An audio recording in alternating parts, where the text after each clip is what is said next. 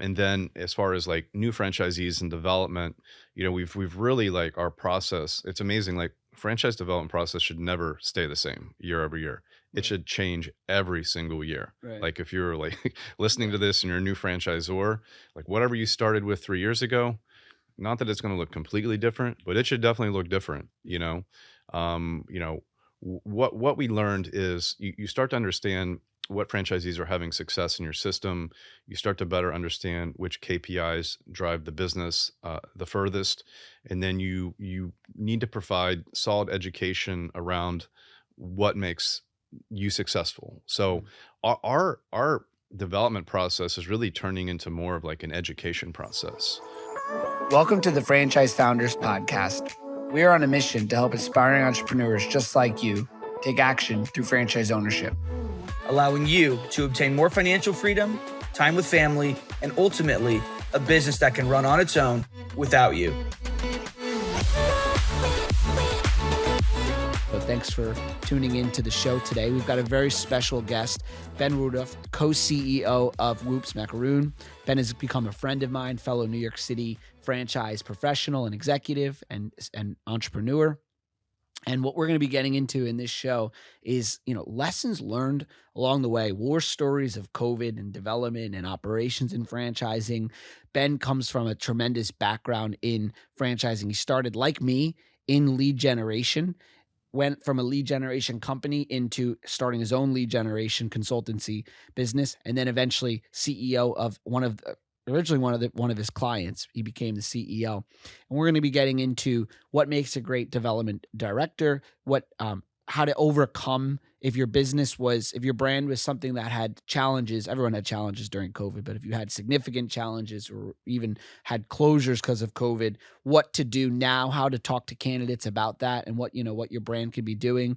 We get into just overall just a lot of fun conversation about franchise development. So tune in, and we'll see you at the end of the show.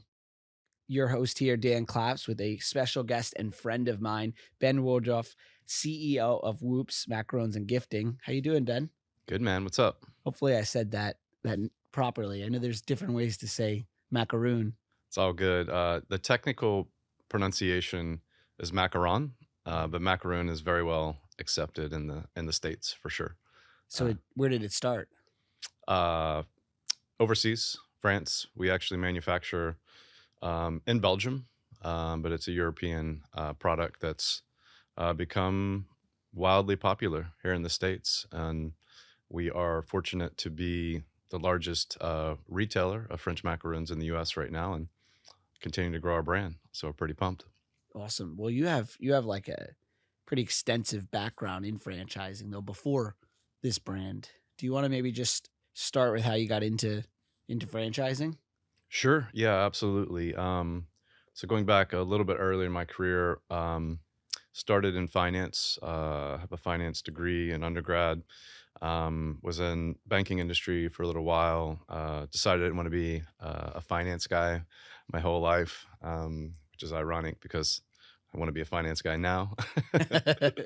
uh, but so I got out of finance after about 4 years, got into operations, ran some very high volume restaurants in Atlanta and also San Diego. And, you know, you haven't had children yet, but I had my son, which changed things a lot. So was just, looking to get into a more consistent role, position, job, whatever you want to call it. And I took a business development job, ironically, in the franchise space. So you're familiar with franchise portals, which generate, good leads for franchisors and help them grow the franchise development program. So ended up in a business development role for what is now Franchise Ventures, and they've got a network of lead gen portals that help brands grow their franchise system. So, spent about 5 to 6 years in that role. Learned a ton about franchising. Like had an opportunity to work with Right. startup companies, middle market companies, all the way up to like large companies like Subway.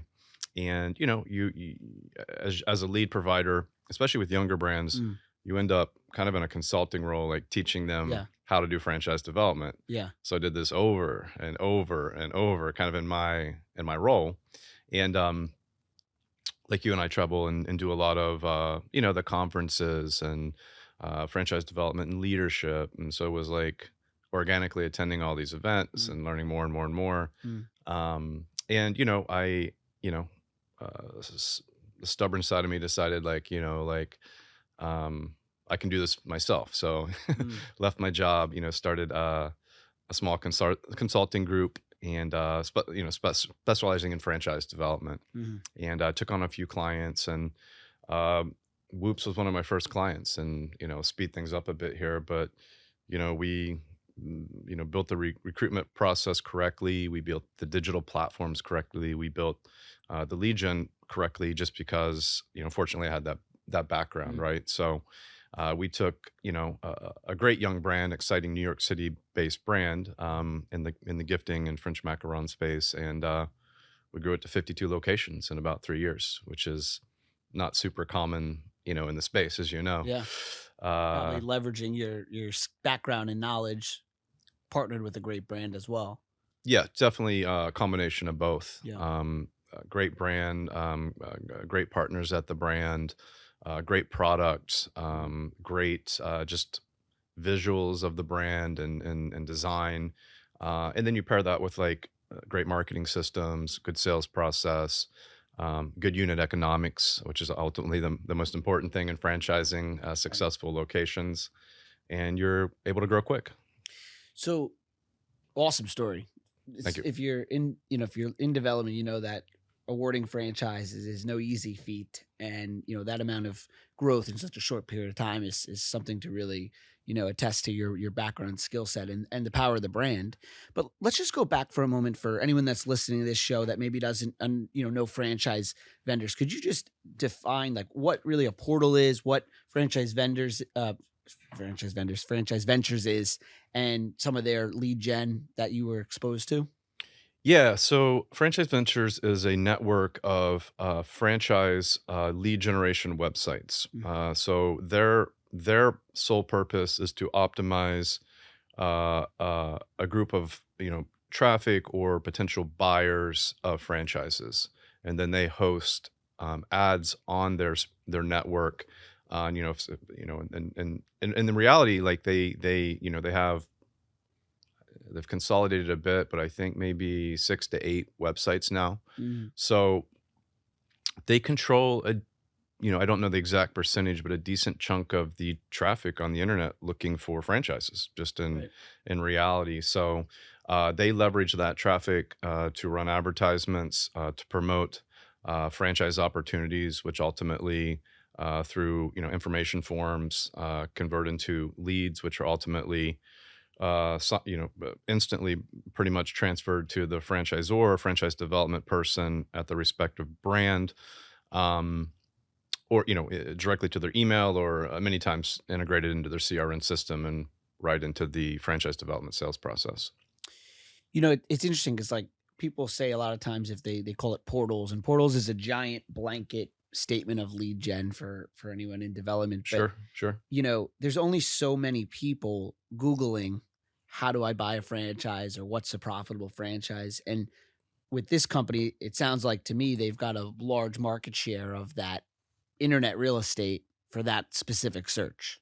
They do, they do. They have for a very long time. It's been pretty amazing the run they've had. There's certainly other ways to generate leads, but you know, that's usually part of the mix for Yeah. sure. Yeah. Yeah. You've got them, you've got Click, you've got, my old company, Career Transition Leads, Franchise Nurturers, Direct. Franchise Direct. Yep.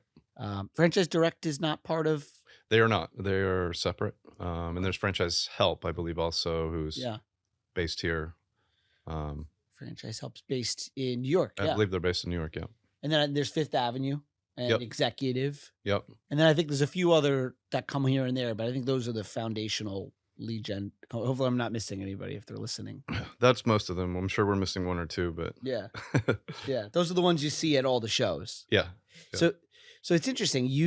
We have similar backgrounds. Like if Yeah. you're watching this show, Ben and I are here in New York City. We've kind of hit it off being, some of the only New York City franchise professionals.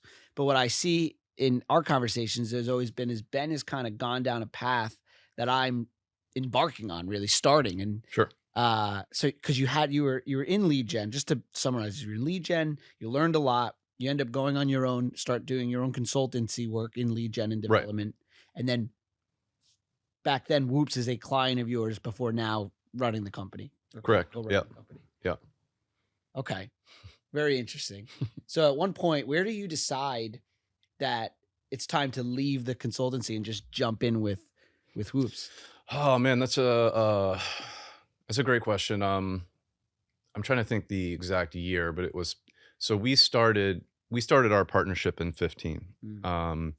And 15 was predominantly getting the legal work, the FDD work, the disclosure filings, and everything set and ready to legally be able to award franchise licenses. So that was a big chunk of 15. Also, kind of simultaneously in 15, I was building website.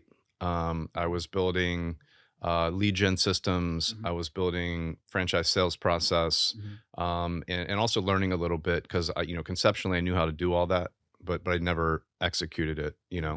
Very similar to like where you're at right now, like trying to quickly learn all this stuff and be prepared and get it all going. So so 15 was mostly that. We awarded our first franchise license in 16. Lead gen kind of kicked off early 16. Okay. Leads started coming in, sales process, etc. Awarded our first franchise license around the end of Q1, Q2, 16. Mm. And then, we started growing pretty quickly. I believe it was 17. I also became a Whoops franchisee. Because I was still in a consulting role. Mhm. It wasn't fully integrated, into the team or the partnership Sure, group. sure. Still kind of on, working with them on a daily, weekly basis, of course, but not technically part of the team at that point. So I went on to become a multi-unit franchisee.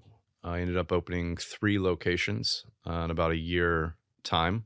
3 in 1 year Yep, just around 1 year. Yeah. in this area, or In Atlanta area. So Sure, right, before you moved here, I was right. living in Atlanta at the time. So we opened up a location. Our first location was Lenox Square Mall in Buckhead, Mhm. not too far from Franchise Leadership Development Conference there at Right. Intercontinental on Peachtree. Second location was in Buford, Georgia, which is about 45 minutes north up Mhm. I-85 at Mall of Georgia.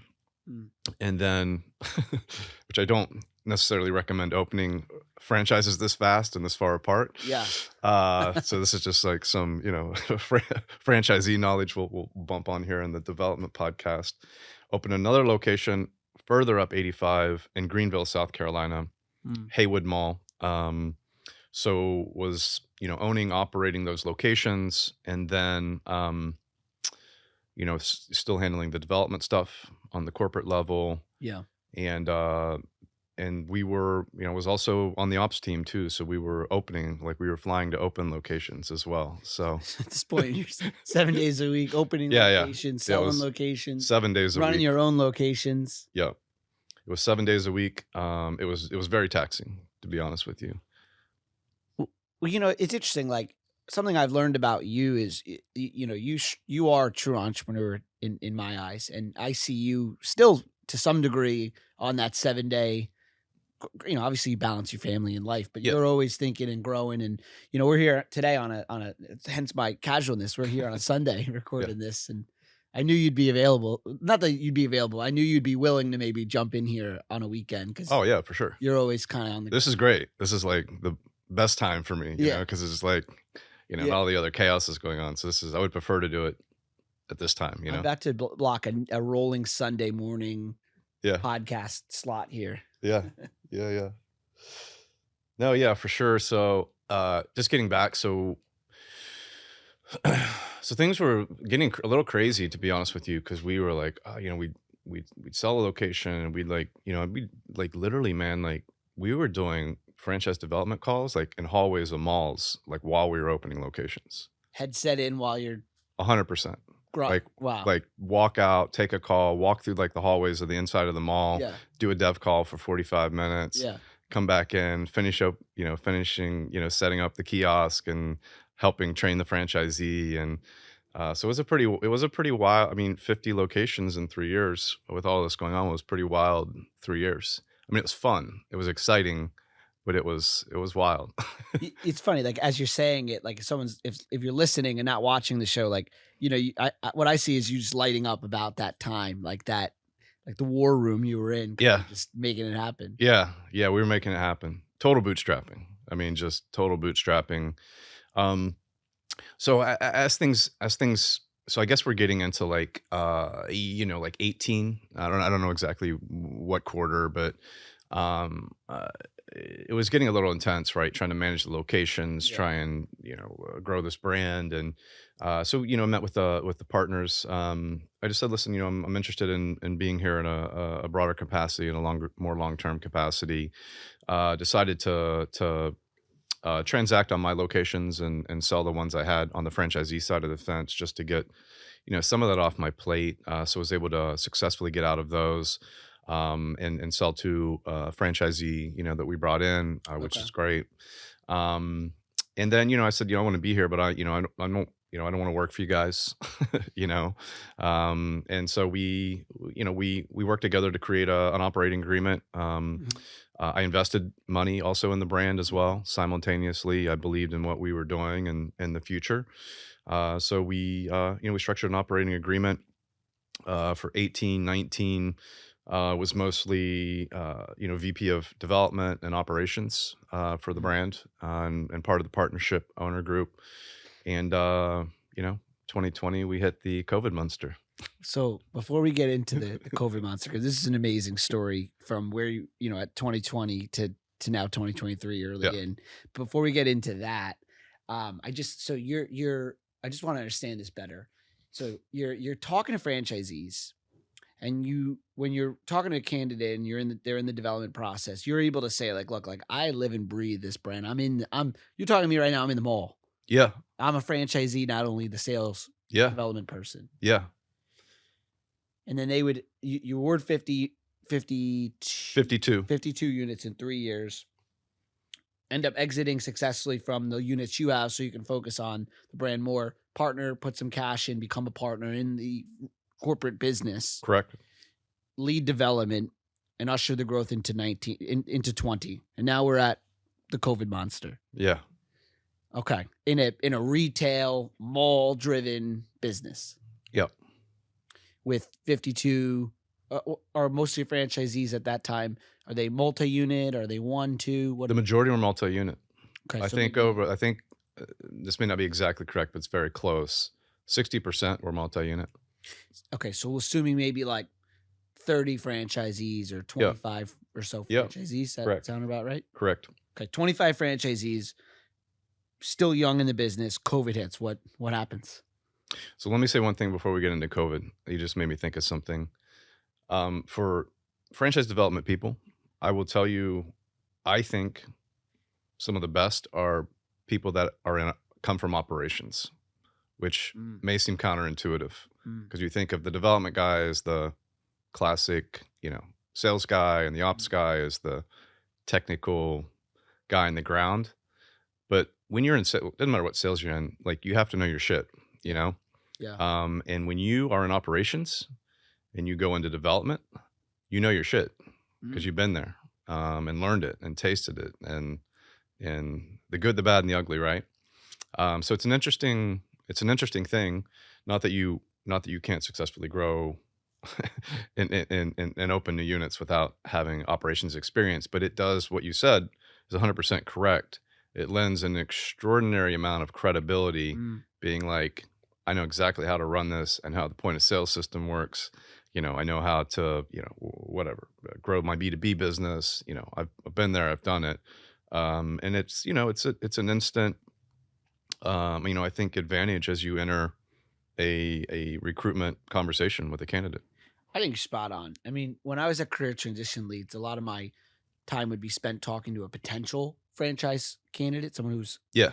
or franchise consultant, someone who's going to potentially be a franchise consultant. And people would often ask me, on that call, what I thought made a successful franchise consultant. And one of the things I would say, doesn't, like you said, it doesn't have to be the case, For sure. but a franchisee, they had already been a franchisee or franchise corporate development role where you've actually lived and breathed franchise, and then becoming a franchise coach, of course, would make sense to become easier. And the side of the development role makes complete sense to me as well. If they were already you're saying franchise or operations, or you're saying if they were a franchisee, or both? Either one, just being like behind counters, like, transacting with customers, Yeah. like, in that experience, it helps, part of our, which maybe we'll get to a bit later, but, part of our franchise development process is like, we just had a great call on Friday 'cause we've got a new wave of folks coming in. It's like meet the ops team, like, meet my partner Raj, who's a small business expert, meet Matt, you met Matthew at our networking events, like meet Matt, he's extraordinary behind the counter. Like, how do you execute operationally? How do you make the business successful? So that operations piece is just so, I just think paramount to, the process, or can be, a major advantage in, whether someone decides to move forward with the brand or not. Now, Matt, I've met and lives and breathes the brand, comes from an operations running and opening other businesses in his past life too. You're saying, so someone like himself would make, and is he moving into, I feel like I saw something on is he in development now? He's helping us with some of our development Yeah. calls, like, and he was, he's in Providence, Rhode Island, where we're acquiring, one of our franchisee locations back and ramping it up that's been underperforming. And he's like living in Rhode Island right now, Yeah. ramping this up, but doing remote calls with franchisees in the development process. And, it's like, he's like, hey, I'm here. I'm in the field. I'm running this location. Yeah. Here's how you do it. Yeah. I mean, there's no better. I can say all the great stuff I want to, Yeah. but that's like the real stuff, It's interesting because, like, as I bring on my team for my new company, I exactly that. We brought on a CMO recently who's been in franchising for a really long time, very experienced, over a decade. But we also felt like he could talk to a candidate. Like, Yeah. he's not a salesperson, but Yeah. personable, able to articulate the good and the bad and the ugly of any type of business. I agree with you. We'll see, because it's funny. You joked with me. Ben and I were together recently with our families, and he had said to me, which I'll always remember because it's so freaking true, that he can't at the time of recording this, I haven't launched my brand yet, but he said, let's hang out in 6 months when your eyes are dark circles and hair's falling out because because of how hard it is. And I know it is, but anyway, so your opinion is, if you're getting into, one of the best development people can be so if someone's listening to this and they're an operations leader in franchising, or they're a franchisee, they perhaps could move into the development role and do really well. 100%. Yeah. I mean, it's not a sales role. I mean, it is. Franchise development is not really a sales role. It's a consulting role. Yeah. This is how the brand works. This is how you're successful. It's mostly inbound lead gen. So it's not really a hunter kind of sales role. You and I have we both have like that hunter, like Right, go find stuff Yeah, right. mentality in business, but you don't need that. You need like a process driven consultant that knows their stuff, that knows the brand, that knows how it works. So that's all operations. You know what I mean? It's just very tactical. So I think, again, I think some of the best development people come from a background of operations, or at a bare minimum, understand it very well for the brand they're representing. I agree. All right, so COVID Monster, chapter 2 of the saga. Yeah, COVID monster.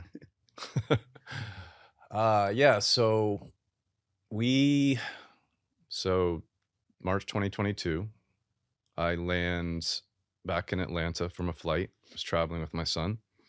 Got a text from one of my partners. He's like, we need to have a call, like now. I'm like, okay. So we have a call. 4 hours later, we were on the phone letting everybody in our company go. Because everything was going to shut down, and we looked at the numbers and our vulnerability, and 80% of our businesses being in malls and just kind of collectively everything that was going on. Yeah. And we felt that, well, we knew it was going to be a mess. We didn't at the time, I don't think anybody knew how, at what level or how bad of a mess it was going to be. But we felt at the time like getting our folks into like whatever benefits were coming, whatever unemployment that was coming, Mm. like getting them to the front of the line of that, Mm. we felt was the most prudent move at the time. In hindsight, I think we were right. I think it was a good move, Yeah. but it was painful. And then we owned and operated actually 5 to 6 locations. I can't remember exactly in and around New York City, like, inline stores, Mm. kiosk. We ultimately, I'll move through this a bit, but we ultimately shut them all down. Our landlords still wanted the rent. And as you know, living in New York City, they're not the kindest people in the world. No way you're getting out of that. Yeah. And so we built a plan, man. We spent probably, I think we went through a series of 10 partner calls. All of them were probably 2 to 4 hours apiece over, about a 3-week period. Mm. We built a strategic plan to try and get through. Honestly, full disclosure, one of the things was on the table was shutting this thing down now and just going on to do something else. Mm. That was a very serious consideration at the time. But we ultimately decided to keep moving forward. One of the things that is very, as you know, in franchising, unprecedented is just letting a franchisee out of their agreement. Yeah. We went to our franchisees as a community. We met with them all one-on-one. We said, we are, and when we had these meetings, we weren't exactly sure yet which directions we were going to go to stay alive. But we said, we don't know what's going to happen. We may or may not be here. We are definitely going to do things that are out of our usual line of business to try and survive. We are not going to continue growing through franchising because we have no idea how stores or how we could get them open or even how they would perform or what's happening next. So franchise development will not be an emphasis. And we took, the 4 partners and we basically all took different pieces of the business and we went in different directions. Ultimately, it was basically like almost exactly 50%. We went from 52 locations to 26. We went from, we built the system-wide revenue to roughly 15 million. We dropped to basically 0. And then when things started popping back online, we were back at about 7. So we lost 50% of our revenue. We still had all the same expenses. Right. Still had all the same, leases, still had, we payroll is down because we unfortunately had to let folks go in our stores but we whittled the corporate team back just to the partnership group. We looked at 3 strategic areas, not knowing what may or may not pan out to grow. So corporate gifting is, that's our business. It's in our DNA. It's what we know best. So we took corporate gifting. We at a very difficult time to hire. We did make some strategic investments. I was able to recruit 2 salespeople from Godiva Chocolate on their corporate sales team. I was just like in full recruiter mode, Yeah. HR guy. Yeah. Found a couple good guys that are still with us today. So I was able to get a couple guys on the team with some experience with a serious corporate gifting brand like Godiva. We looked at wholesale, which was the thing that I was leading, trying to get into grocery stores, markets. Like I was like in Atlanta, like running around like in the grocery stores, dropping macaroon samples, Yeah. just trying to get accounts. And the other thing we did, we tried to compete in e-commerce Okay. and tried to speed that up. I'll tell you now, in hindsight, what happened was e-commerce was really not that successful. We increased revenue, but the competition for market share, ad spend was through the roof. I mean, every company in the world's trying to do e-commerce. Yeah. So from a profit and loss perspective, it was not a successful channel for us. Wholesale, which I was running, We did secure a few smaller grocery chains, Mm-hmm. but very difficult again. Wholesale's very thin margins, and to have thin margins, you got to have high volume.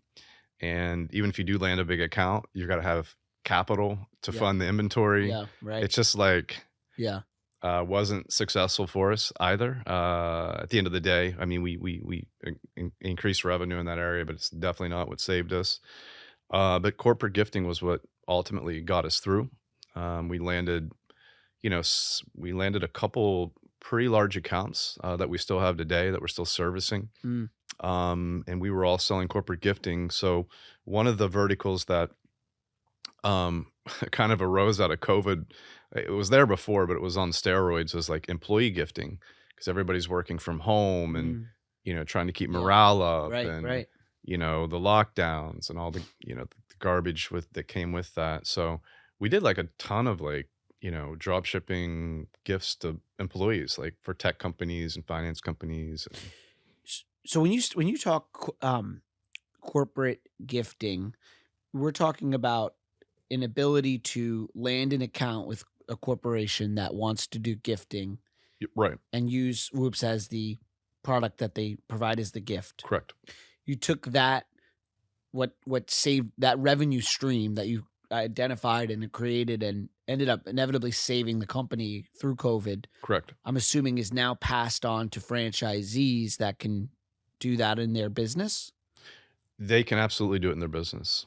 Like, is For that sure. a core focus now for? 100%. It was before. It was becoming very heightened pre-COVID. Like we started shifting in like 18, 19, because we could have gone a couple different routes, right? So we compete with a company called Macarons who does a franchise, and they do a really nice job. They've grown a lot of locations and they've done a great job in the franchise space. But they are more of a dessert concept. It's an inline store. They have a lot of other desserts. They have nice macarons, and it's a heavily retail kind of dessert store. So what we started seeing was like, let's give you an example. Like numerically, like, during like Q4, when we do corporate gifting, the average transaction amount is around 1,500. Wow. So like, do I want to sell like a $10, Yeah. macaroon and Right. piece of chocolate, or Right. do I want to get into that game? So the pandemic really kind of, you hear this all the time. Like either you're not here now, or like you're running lean and mean and a much smarter company, which Yeah. ultimately we became. So we doubled down on corporate gifting, and what we're working on now this year, 2022 was okay. 21 was still kind of all right. Survival, get the P&L even corporately across the companies. Yeah. 2022 was like starting to focus on growth channels and rebuild franchise. Yeah. And starting to edge our way towards really kind of growing again. And 2023 is now really like full franchise focus. Mhm. We're working on ways to like a lot of our inbound lead generation, like someone coming to us that wants corporate gifting or Mhm. interested in corporate gifting. Like If it lead source yeah development. lead gen for B2B. Mhm. Like if that was if that was always in a franchisee space, they automatically got that inquiry. But we only have 26 locations, so we have tons of white space. Yeah. So our corporate team is fulfilling that or selling the transaction. So 2023, like we're shifting everything franchise. Like all leads are going to franchisee.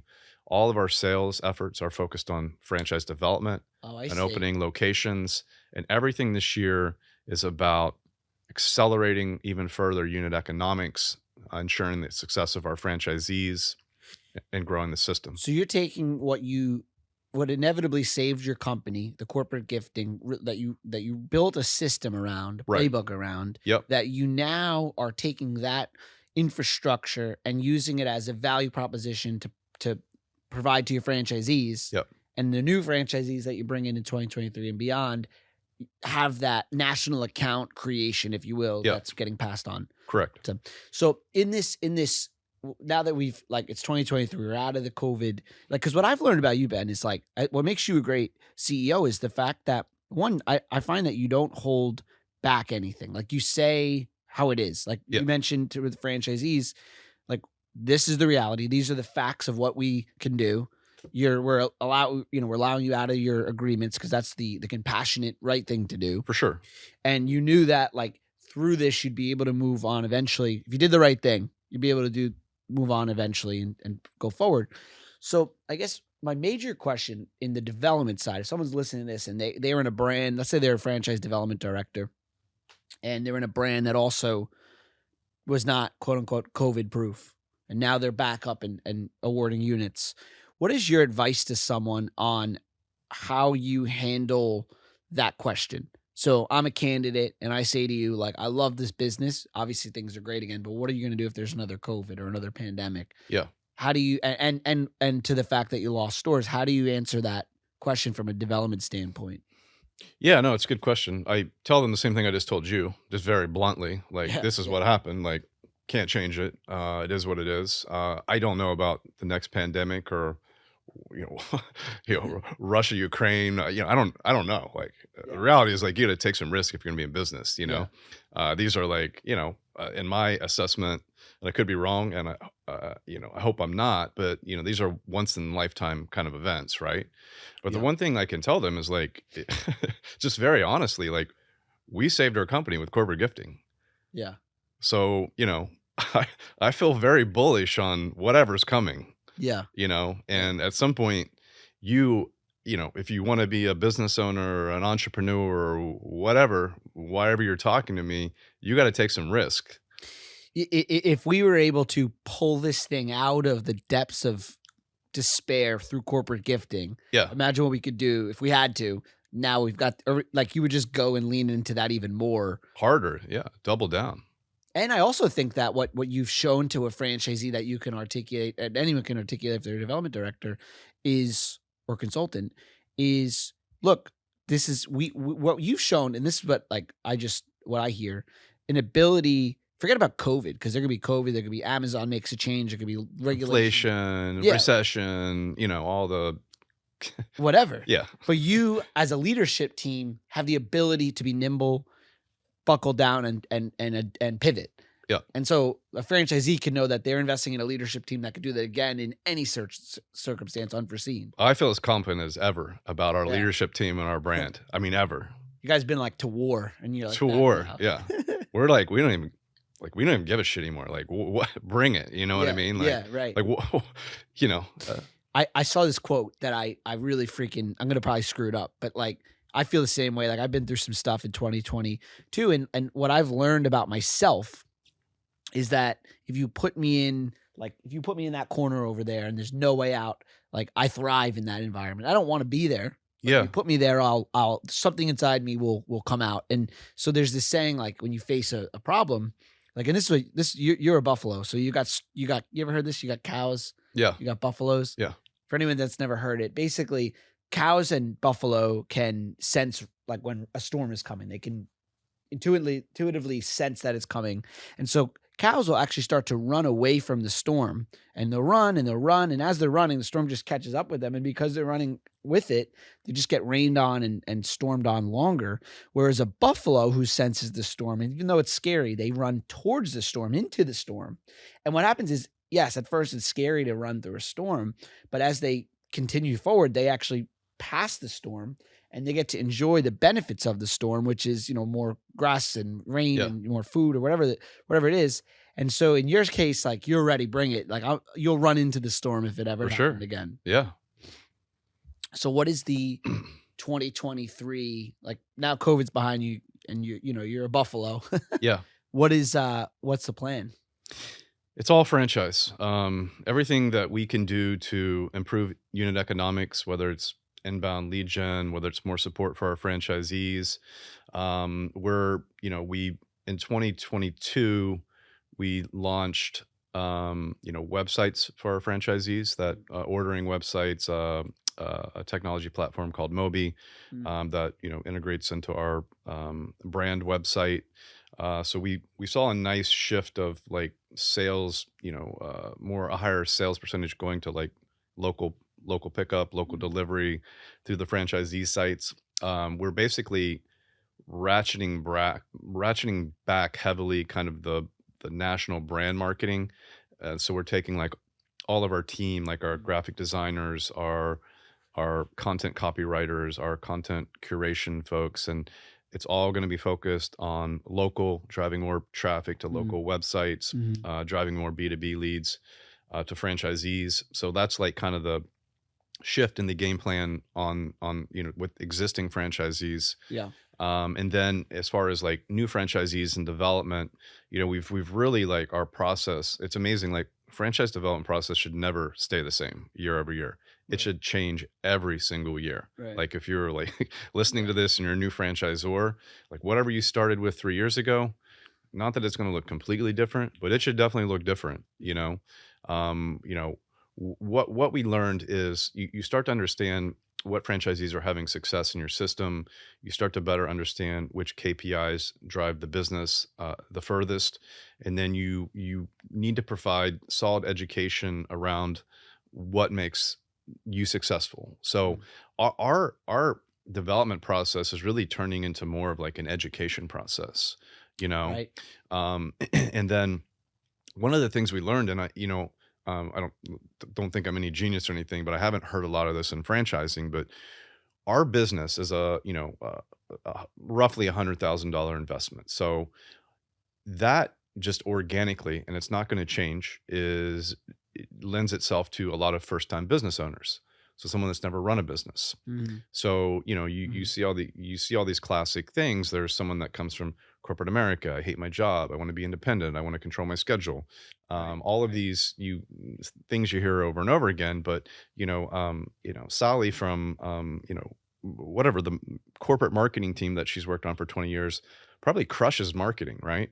Right. But she probably doesn't know anything about managing a small business P&L, Right. or she's not probably great at human resources, right?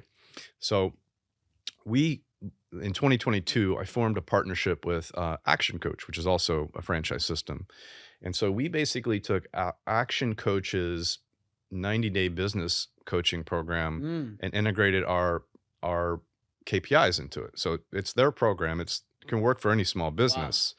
So, you come in with our training, which, and you'll find this out too as you grow your system. Like franchisees are going to listen to you through the development process. They're going to listen to you for the first 90 days. And then you get into this relationship where You're a parent. yeah, I always hate using that term, but you're kind of, a parent, and they don't want to listen to you as much anymore. Yeah. Like all of a sudden you know, don't know what you knew 6 months ago or whatever. Right. And this is a very They're natural, like a teenager and you're the parent. this is a very natural thing in franchising, happens in every single system. So I'm like, we got to find a way to fix this. Hmm. So now we have our coach at Action Coach. He knows us, but he's not affiliated with our brand or anything else. Yeah. It's his Yeah. show, and it's part of their FTD and startup cost. But when they open the store, and I'm excited, we're moving our first ones into this program now. They're going to business coaching.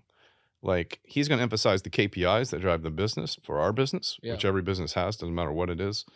But other than that, he's going to coach on, time management. Like, what do I get up and do and focus on every day? It's a weekly call. Like, have you ever read a P&L before? Do you know how to read a P&L? Do you know what's important about a P&L? Which sections? Yeah. It's I can I can whittle that down for you. It's mostly the top line, always, and growing revenue. But he's going to coach them on all this stuff, just basic business principles through those first 90 days. And I don't know for sure how it's going to turn out, but I feel bullish that it's helpful. I think it's a great selling point in the development process for a new business owner, and we'll see how it goes. It's brilliant. So you've outsourced like a business coach. Yep. They're not within the brand, so they have that third perspective, outside perspective. The franchisee is paying for it within the item 7. It's Correct. listed out as a It's a startup cost. cost. Yep. And and then they pay for that cost, and then they benefit. Action Coach benefits from another customer. Your Correct. brand benefits from a stronger franchisee. Correct. In all areas, accounting, human resources, sales. They're going to teach them everything. Yeah. Well, a lot of things. I'm struggling with employees, which is the number one thing, Yeah. like across almost all brands if you're in a retail space. And, you know, it's hard. Like I'll tell you the hardest thing about when I was a franchisee. Not only was it hard, it was one of the hardest things I've ever done in my career. Yeah. Was hiring retail sales associates and retaining them. You know what I mean? It's just it's a challenge that we all face. But one of the best things you can do to combat that challenge, which I wasn't doing successfully at the time, or not doing either. So I'm not, I'm throwing myself into the fray here or whatever, but you have to hire every week. Like you have to spend an hour going through resumes every week. And when you find someone that's good and you have to interview every week, you just hire them. Yeah. But nobody does that. It's the Glengarry Ross, ABC, always be closing, always ABH, always be hiring. Always be hiring. Or always be recruiting. Yeah. In the retail space, you have to. Yeah. When you play defense, when you play reactive hiring, yeah, and you just need to fill hours because you have a job, you were semi-absentee, you're still working your corporate job, or right, or like, I've had to do this a million times. Like you be having dinner with your family and you've got to go to the mall and work the rest of the night. Yeah, that sucks. Yeah, and it's going to happen regardless of how well you do it. But dude, I'm still trying to figure out how to use my Apple Watch. Yeah, I'm not going to get one of these because I'm going to look at it all the time. Oh, the notifications. And now I have one and I can't stop using it. You could turn them off if you want, the notifications. I did that. At one point, I felt exactly what you're saying. I felt like a cyborg. I just kept checking my Apple Watch every time I got a text. It's a blessing and a curse. What would you say as we wrap up for the show? Like, what would you say for someone in development, consultant development, whatever, franchise sales? What would you say is the biggest, like if you had to say the biggest lesson you've learned or we've talked about here in development, what would you say it is? Focus on the candidate. I think most of the time we focus on trying to get the deal done, or whatever the development goal is, which are all important. Focus on the candidate. Figure out what they need. Figure out what they're looking for. Mm-hmm. Know your shit. Know your brand. Like, getting back to the operations thing again, I can't harp on this enough, but back in 2015, when, I started at the very beginning, like, at the very beginning of this relationship, I came to New York on my own. I spent a month here. I paid for it, got an Airbnb, and I just said, I want to work in the stores. Like, put me in the stores. I'll wash dishes, whatever. I'm like a development salesperson. Yeah. I love that. Just have that mentality. Yeah. Like if you're going to come in and represent a brand and you're going to sell a brand, like go spend a week with the franchisor. Yeah. Go work in the kitchen for a week. I'm just learn. I love that. Yeah. If you're a CEO, do that. Absolutely. I'm going tomorrow to ride around some trucks, like at the business where like riding the trucks, go to the job sites, like just be inside of learn it the day. Yeah. Yeah. It's cool. It's exciting. It's very cool. And you will know what you're talking about on those calls. Yeah. And when you know that, you'll be helping the candidate, which is ultimately what will help you sell franchises. I totally agree. I completely agree. Thanks for jumping on the show, man. You bet, man. Ben Woodruff, co-CEO of Woops Macaroon. Thank you for tuning in. We will have another episode soon, and thanks again. Bye, guys. Thanks for listening to this episode of the Franchise Founders Podcast. If you want our help with anything from buying a franchise to franchising your business to anything in between, shoot us an email at franchisefounders@gmail.com.